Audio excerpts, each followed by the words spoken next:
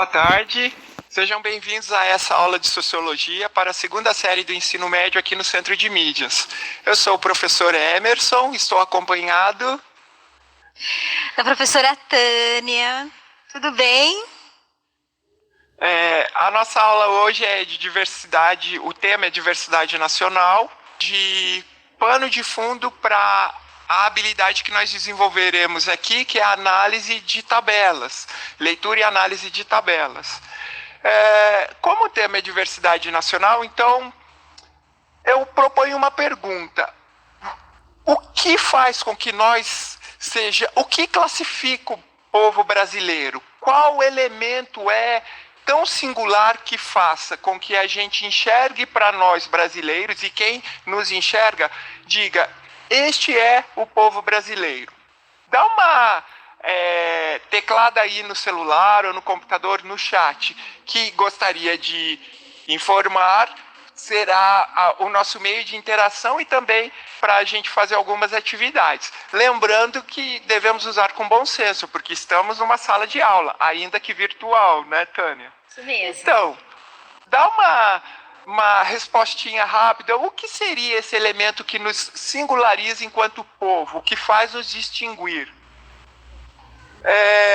Seguindo, vai colocando aí a sua resposta e eu vou seguindo. A Tânia chama alguma coisa que aparecer aí, mas vamos lá.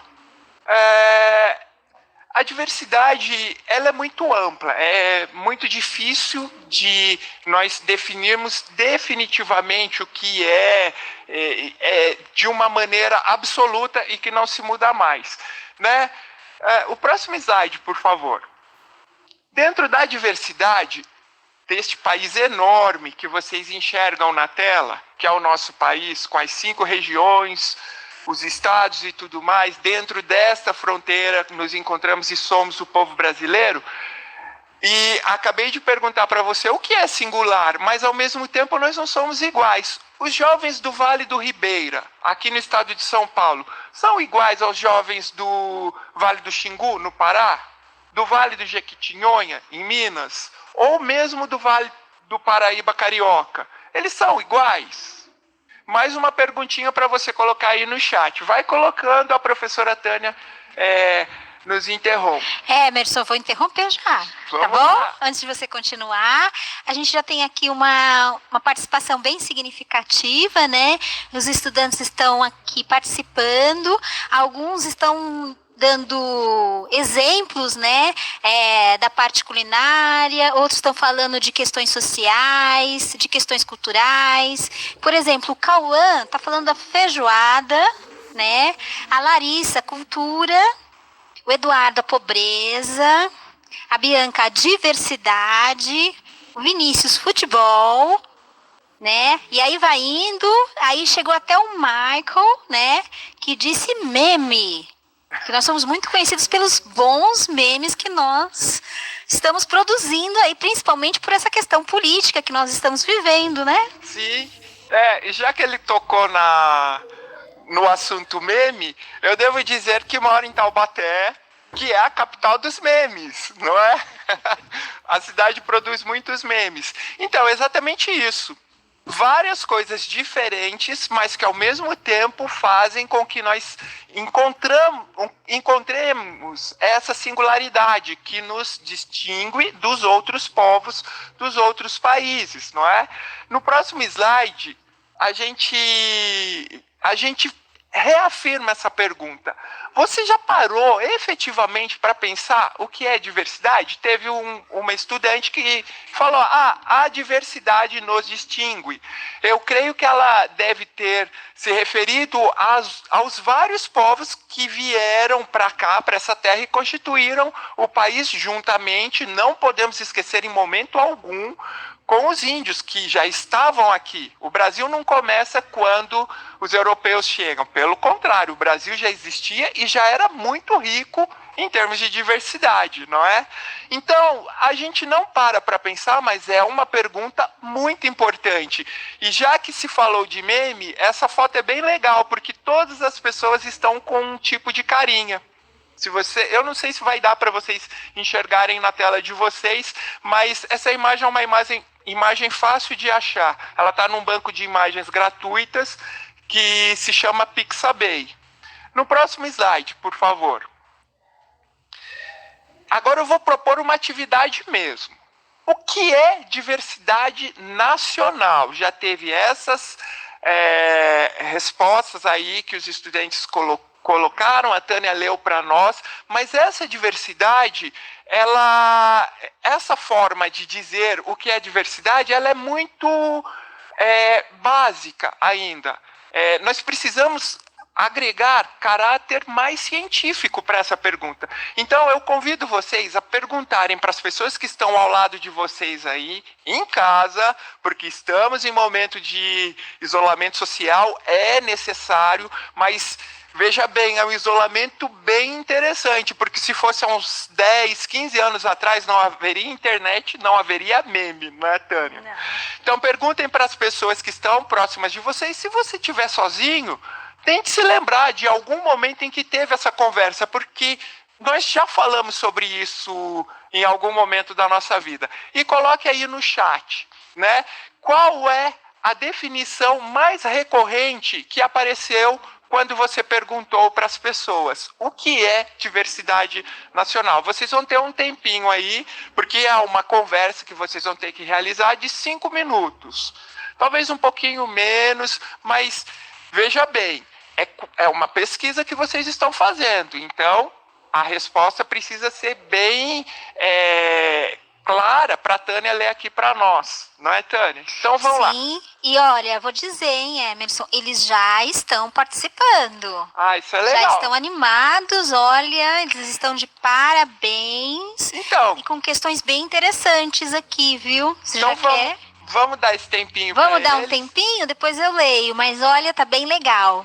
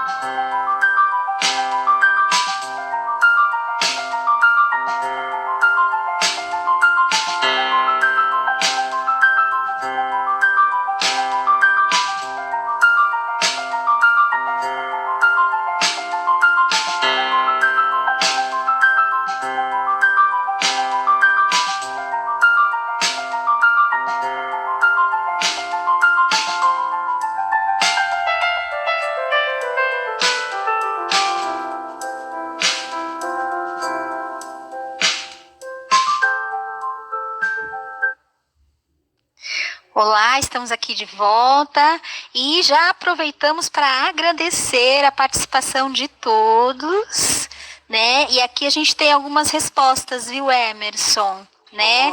Para a atividade 1, diversidade é variedade, né? Isso é uma fala da Isabelle, né? Diferentes culturas. O Lucas falou da diversidade entre os estados. O Gabriel, costumes diferentes. O Pedro Henrique, pessoas com culturas diferentes. O Guilherme, multiculturalismo. O Lucas, diferentes classes sociais, né? A maioria está falando sobre diferenças culturais, né? Inclusive tem uma aqui, a Stephanie. Ela fala sobre etnia. Olha que interessante. Isso. O Rafael, cultura e diversidade de costumes e jeitos diferentes. A Laísa também trouxe uma questão interessante, a linguagem, né?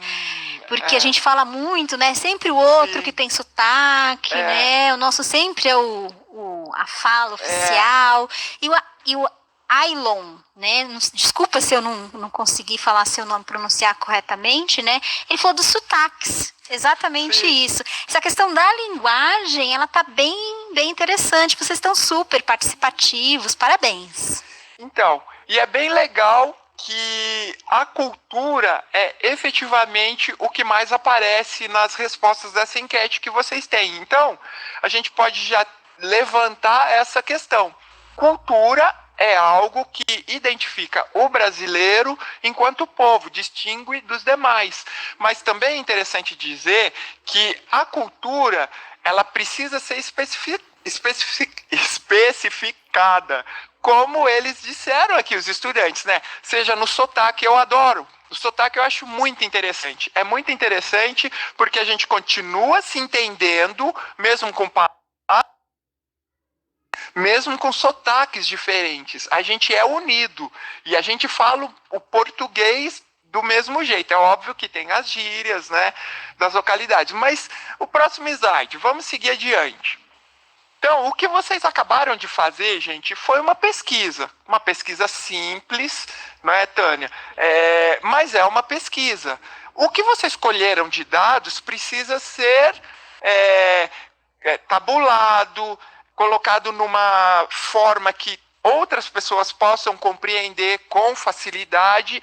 Então, esse é um dos pontos que garante a qualidade de uma pesquisa. Mas, para tratar de diversidade, nas ciências sociais, nós poderíamos usar vários tópicos, inclusive desses que vocês trouxeram. Nós poderíamos pensar a diversidade a partir do gênero, a partir da etnia, a partir do lugar onde as pessoas vivem e como vivem.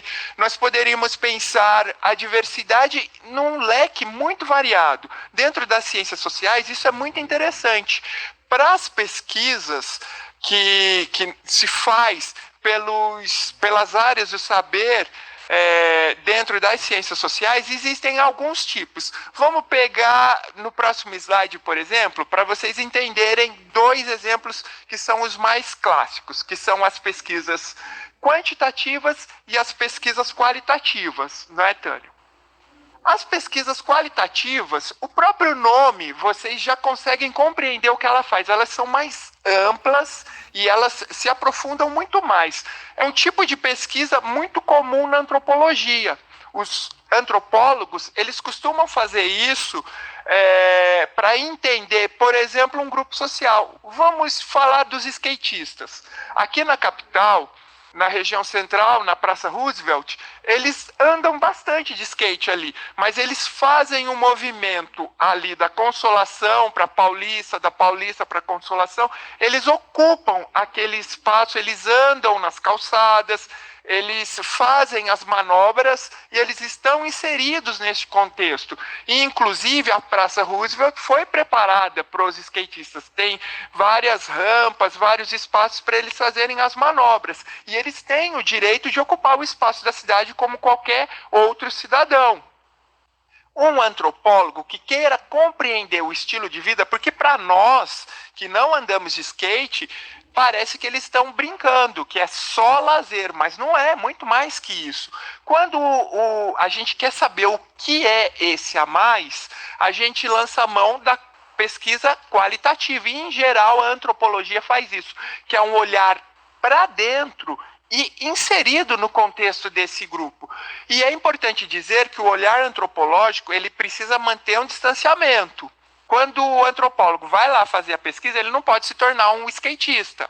Ele não pode ser influenciado pelo skatista. Então, quando a gente faz uma pesquisa, é importante que se diga isso. Nós temos que nos mantermos distante daquele objeto que estamos pesquisando para a gente não induzir resultados que não são os reais. A gente precisa colher os resultados reais. Um outro exemplo é a pesquisa quantitativa. O nome já diz, ela está preocupada com quantidades. Por exemplo, o desemprego. O desemprego ele é medido em pesquisas quantitativas. A quantidade de mulheres grávidas que trabalham e posteriormente vão ter licença maternidade. A gente lança mão de uma pesquisa quantitativa. Podemos até fazer uma pesquisa qualitativa ali dentro, mas os números neste momento é o mais interessante, porque eles vão demandar políticas públicas, né, Tânia? Aquelas políticas que vão pensar a maternidade e o mercado de trabalho, por exemplo.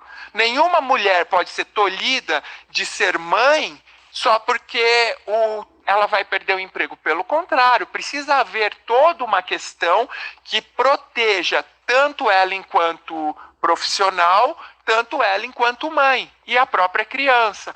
A mesma coisa em relação ao desemprego. Por que tem tanto desemprego, por exemplo, na região do ABC, que tradicionalmente era um polo automotivo? Por que as empresas estão indo embora dali, estão indo para outras partes do país? Que é bom também, porque aquelas partes que recebem novas empresas vão ter um outro tipo de oportunidade para as pessoas lá, não é, Tânia?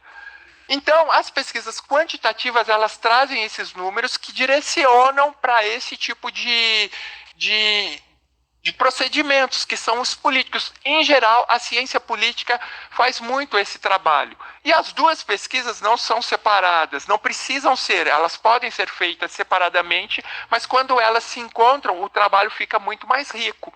Então, produzir dados para responder perguntas é de suma importância na sociologia. Então, responder o que é a diversidade nacional não pode ser só naquele primeiro momento que nós utilizamos no início da aula. Ele precisa se consolidar. Ele precisa de alguns elementos que façam com que as afirmativas propostas pelas ciências sociais tenham respaldo, porque a sociologia ela é um componente curricular, ela é uma área do conhecimento da ciência. A sociologia é uma ciência. No próximo slide, a gente tem uma tabela. Lembra como que eu disse que os dados que a gente colhe precisam ser organizados de maneira a ser de fácil entendimento pelas pessoas? Aqui nós temos uma tabela do censo de 2010. Nessa tabela, nós estamos vendo a quantidade de homens e mulheres numa faixa etária. Porque quando a gente vai fazer pesquisa, a gente também precisa fazer um recorte. Porque senão a pesquisa vai ficar tão ampla que a gente não vai dar conta de manipular os dados. No caso desse censo, de 2010, a gente tem o recorte da juventude, que agora vai ser o nosso recorte dessa diversidade nacional. A juventude dentro da diversidade nacional nessa faixa etária. O que é a quantidade de homens em relação a mulheres na faixa etária de 15 a 20 anos e depois de 20 a 24? Olhem para essa tabela e coloquem respostas aí no chat para a Tânia falar para a gente. Que comparação que você faz? Pensa naquele momento em que vocês falam assim: ah, professor, aqui na escola tem muito mais meninas do que meninos. A gente ouve recorrentemente essa frase, né? Ah, existem muito mais mulheres do que homens. Olhem para a tabela. Que análise vocês fazem da tabela? Ela está bastante clara. A gente bate o olho e já vê isso. Alguém colocou alguma coisa aí, Tânia? Eles estão participando aqui, Emerson. Mas a tabela eles não Porque... Não, eles estão falando da tabela, mas eu acho assim que... E assim, tá bem interessante aqui o que eles estão falando, mas eu gostaria Sim. de fazer uma pergunta. Por favor. Ai, gente, agora eu vou ser o professor da aluna ou aluno da professora? Ai, sabe o que acontece? Eu olhando assim essa tabela, esse recorte, né? A gente tem esses dados são nacionais. Mas será que esses dados, quando a gente olha para cada região do país, ele vai ter outras características? E é uma excelente pergunta. Porque quando eu falei da tabela, isso é o somatório do país todo no censo de 2010, né? De homens entre 15 e 20 anos e 20 e 24, homens e mulheres, nacionalmente falando. Mas quando a gente olha separadamente, a gente vai ter outra leitura. Nessa tabela, o que eu gostaria que vocês tivessem prestado atenção é que existem mais homens do que mulheres, não é? É mínima a diferença. É bem pequena, mas isso contradiz a ideia que a gente tem de que existem mais mulheres do que homens. No que eu disse que é importante que a gente faça recortes, que é o que a Tânia acabou de falar. Se a gente for olhar regionalmente, isso vai ter uma diferença. Haverá lugares com muito mais homens e lugares com muito mais mulheres. E é muito provável que você lá na sala de aula que falou, professor, tem mais menina aqui, realmente naquela escola. Então os recortes são muito importantes. A próxima tabela, por favor. Emerson, antes da tabela, eu já queria falar um pouco, né, porque eles estão participando bastante, e eu queria falar um pouco sobre o que eles estão colocando aqui no chat. Então, vamos lá. A Sabrina disse que tem mais homens que mulheres, né, ela acertou, ela olhou direitinho a tabela, né. A Alice, né, ela fez um outro recorte, ela não fez um recorte só homens e mulheres, mas existem mais adolescentes homens, né, então ela teve um olhar mais cuidadoso para as faixas etárias, né. E o Davi falou, agora tudo faz sentido. Davi, você ainda não tá com ninguém? Verdade. Mas às vezes não adianta ter uma quantidade enorme de menina ou de menino se você não é um cara ou uma garota legal. Ninguém vai querer ficar com você, não é, Tânia? Mas assim, tudo tem hora pra tudo, né? Sim, às vezes você não encontrou aquela pessoa legal ainda, que faz o seu gênero, o seu tipo. Exatamente. A próxima tabela, eu vou fazer uma pergunta. O que se manteve na próxima tabela em relação à primeira? Né? A linha, a coluna, o que se manteve? E outra pergunta. Nessa próxima tabela, a gente enxerga a quantidade de pessoas na cidade e no campo. E ela assim, corrobora tudo que nós sabemos. Tem mais gente na cidade do que no campo. Para a sociologia, o que interessa é isso? Quais são as políticas para fazer com que as pessoas queiram permanecer no campo? Por que será que as pessoas saem tanto do campo e vêm para a cidade? Será efetivamente que nas cidades tem mais oportunidade do que no campo? As políticas públicas para os moradores da zona rural são menos interessantes do que para os moradores da cidade? Esse é um recorte. Na próxima tabela, por favor. Alguém respondeu o que se manteve, Tânia? A coluna, a linha? Sim, várias pessoas. Sim. Várias pessoas. Eles responderam? Aqui, ó, disseram que sim, né? Então, o que se mantém é a coluna. A coluna sempre se mantém. A linha que está sendo alterada, mas pode ser que haja tabelas que seja o contrário. Mas existe um padrão que geralmente é esse: coluna e linha fixas, porque facilita a compreensão. Bater o olhar toda vez que você for analisar uma tabela. Você não precisa ter que entender novamente qual foi o formato em que ela foi criada. Nessa tabela, a gente já tem a questão da etnia ou raça. E no IBGE, isso precisa ser muito bem esclarecido, né, Tânia? O recenseador não aponta para a pessoa e fala para ela assim: você é branco, você é pardo, você é amarela, você é índia. Ele não faz isso. Isso é autoatribuído. A pessoa é que diz. Eu, por exemplo, acho que eu sou preto, que é uma nomenclatura do IBGE. Muitas pessoas acham que eu sou pardo. E já teve gente que diz que eu sou branco. Não sei, acho que elas não estavam muito bem naquele dia. Então, aqui, eu vou interromper você um pouquinho, tá, Emerson? Rapidinho. Então, aqui, eles estão falando bastante da questão do êxodo rural, da busca por trabalho e oportunidades, e tem muitos perguntando sobre um critério, né, de indicação, que é o que é o amarelo na tabela. Ah, o amarelo são os asiáticos. Os asiáticos, eles foram categorizados como amarelo, para não precisar dizer assim, chinês, tailandês, japonês. Então são os asiáticos. Existe essa... Como os brancos poderia estar escrito lá, caucasianos, não é?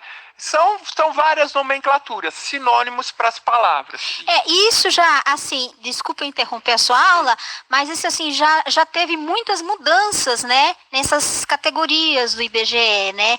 E é interessante, quem tiver interesse em pesquisar, dá uma olhada sobre essas categorias, né? Como o IBGE já aprimorou bastante, né, esses dados, né? E tem questões sobre racismo, né, que mostram nesses dados do IBGE, né? Tinha o moreno claro, moreno escuro, várias uma paleta de cores, uma paleta de cores, né? E o IBGE foi aprimorando isso, né? Quando a gente olha, né, esses dados mais em épocas, né, mais antigas, a gente vê o quanto isso já foi aprimorado, mas ainda pode ser melhorado, porque né? É um tema muito delicado, né, Tânia? Exatamente. E é importante que se reafirme novamente. A própria pessoa é que diz qual a cor dela. Não é o recenseador, né? É uma autoatribuição. Eu sou branco, eu sou preto, eu sou pardo, eu sou indígena, eu sou amarelo, tá? Então, e aqui, Emerson, muitos estão questionando a ideia de preto, né? Sim. Alguns estão achando que é racismo. Falar preto? Falar preto, né? Então, mas é essa nomenclatura que o IBGE usa. Porque é a cor da pele. Isso, nós não estamos falando de etnia, especificamente neste caso, mas existem movimentos negros que acham que é preto, movimentos negros, eu mesmo já estou falando aqui, né? É muito delicado, é muito difícil. Na verdade, a gente não deveria estar preocupado com isso, não é? Pouco importa se a pessoa é amarela, se ela é branca, isso não faz a menor diferença, mas nós precisamos de políticas públicas para essas questões, para saber como é que estão em termos de racismo mesmo, como a Tânia falou, em termos de oportunidade de emprego. Então, por isso que é muito importante que haja esse tipo de discussão. Na próxima tabela, nós temos o que se chama de clivagem, porque é muito importante que a gente pegue os vários dados das várias tabelas e faça várias considerações, como vocês podem ver aí na tela. Quando a gente combina as tabelas, é muito mais profícuo, a gente extrai muito mais informações, né, Tânia? A próxima tabela no próximo slide, por favor, só para vocês olharem o que eu estou falando. Aqui nós mesclamos o gênero e o lugar onde vivem essas pessoas, se na cidade ou no campo. Olha como a tabela ganhou uma amplitude maior de informação e ainda assim é clara.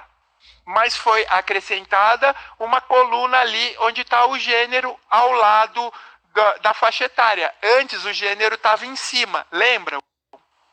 E houve uma subdivisão na linha onde colocou o gênero em relação à idade. Mas isso não compromete a leitura. Pelo contrário, garante mais informações.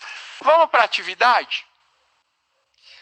Antes de ir para a atividade, Emerson, aqui, olha, os estudantes estão adorando esta aula. Eu fico feliz. Né? Nós agradecemos, porque é tudo feito com muito trabalho, com muito esforço, e num ambiente que a gente não está acostumado, né? Não, a gente está acostumado com a sala de aula, aquela tradicional. Isso, aquela tradicional. Muito obrigada.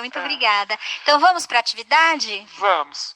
Aqui é para vocês fazerem uma análise. Essa tabela, ela foi produzida pela Unesco. É uma tabela antiga, ela é de 2004, mas se a sociologia é uma ciência, ela retoma coisas que já foram feitas para reanalisar e ver como é que está hoje. Por exemplo, lá na primeira linha, eu quero que vocês façam uma análise dessa primeira linha, que é a violência. Né? A violência entre as cores. A porcentagem de violência entre eles, né? Entre os brancos, os pardos, morenos. Observe que na tabela da Unesco está pardos, morenos, não é? Hã? E tá negro, exatamente, eles em vez de preto. E outros. O outros vai incluir o amarelo, o indígena. Olha para vocês verem como a categoria do outros está. Se a gente fizer uma análise dessa tabela nesse sentido, por que eles viraram outros? Então vocês terão um tempinho, gente. 2 minutinhos para dar uma analisada nessa linha, por favor. Vamos lá.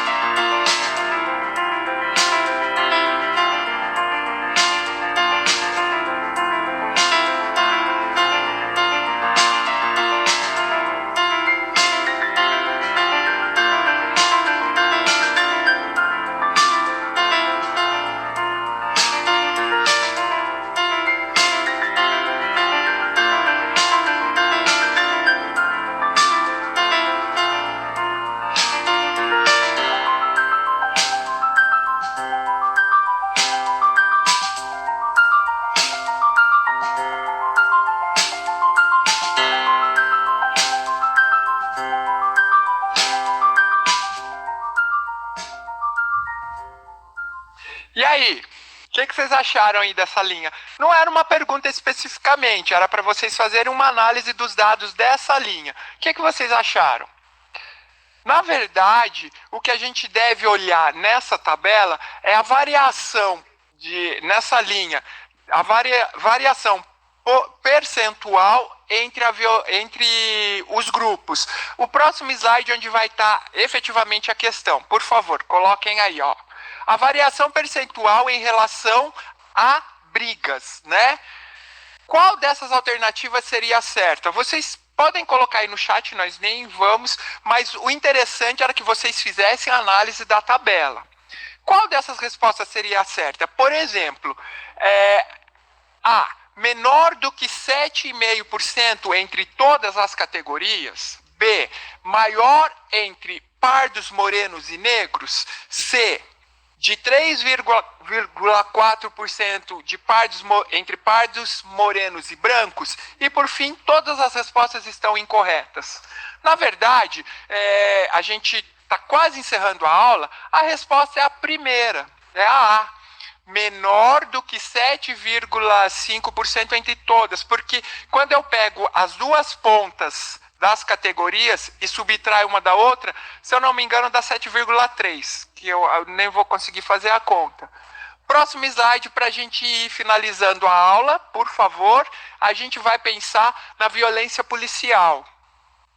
Na linha da violência policial em relação às categorias. Não vai dar tempo da gente fazer uma análise mais apurada e a gente vai para o próximo para reflexão. Eu já vou trazer para vocês a reflexão no próximo slide. Se a gente for olhar mais detidamente essa linha, a gente observa que os mais brigões dessa tabela são os brancos, os morenos e pardos. Eles são os mais brigões ali na linha. Quem briga menos são os negros e os outros. Contudo, quem recebe, em termos de violência policial, quem tem maior percentual? Por exemplo, os negros têm 12, eu não enxergo, 12,6, 12, pouco, mais ou menos, por cento. E os brancos têm 6. Isso é muito, muito estranho, não é? Bastante estranho. E a mesma coisa em relação aos pardos e os outros. Os outros brigam menos e eles têm uma quantidade de violência policial contra si muito maior. Então isso é muito estranho. E o estranhamento que leva à desnaturalização do olhar, que vocês já aprenderam lá na primeira série em Sociologia, se coloca aqui. Essa, gente, é uma discussão muito ampla. Tem muita coisa para a gente falar sobre leitura de dados em tabelas, que pode virar um gráfico. Às vezes, os dados são colocados de maneira a pessoa não interpretar o que efetivamente eles estão dizendo. E isso é muito importante. Por isso que a leitura de tabelas, ela é de suma importância na sociologia, ela é de suma importância na sociedade como um todo, não é, Tânia? Dá tempo de a gente falar alguma coisa deles aí? Dá sim. Então aqui, olha, a Ana Paula, né, falou da questão do estereótipo, né, do marginalizado, sim, né? Exatamente, pode ser uma... E eles estão falando basicamente sobre essa questão, né, do estereótipo e da marginalização, né? Não vou entrar em detalhes aqui porque a aula já está no seu final, né? Falam bastante também sobre a questão do racismo, que o racismo está muito presente, né, nessa relação que foi apresentada na tabela. E é basicamente isso, mas olha, tem um dado aqui, Emerson, que é super importante, é que os estudantes estão percebendo isso, né, dessa importância, né, da leitura das tabelas, da leitura dos dados, inclusive para apoiar, né, esse olhar de estranhamento e desnaturalização, né, que aparece na nossa sociedade. Então, pessoal, a gente agradece muito, como eu disse, é um assunto muito grande, muito extenso e apaixonante. Eu, particularmente, gosto muito e me parece que vocês também gostaram. E não é assunto para se encerrar nessa aula. Conversa aí com o pessoal no seu entorno, peguem tabelas, façam análises, vai ser bem interessante. Então, até a próxima. E além disso, é importante destacar que esse assunto, ele é um assunto do currículo, né? É um assunto que o seu professor, que a sua professora, ele vai dar um encaminhamento, né? O assunto bem forte na sociologia, né? O seu professor vai continuar dando encaminhamento, leve as suas questões, né, para o professor, inclusive desta aula, né, que eu acho que é o melhor. E encerramos por aqui. Obrigada, Emerson, obrigada a todos.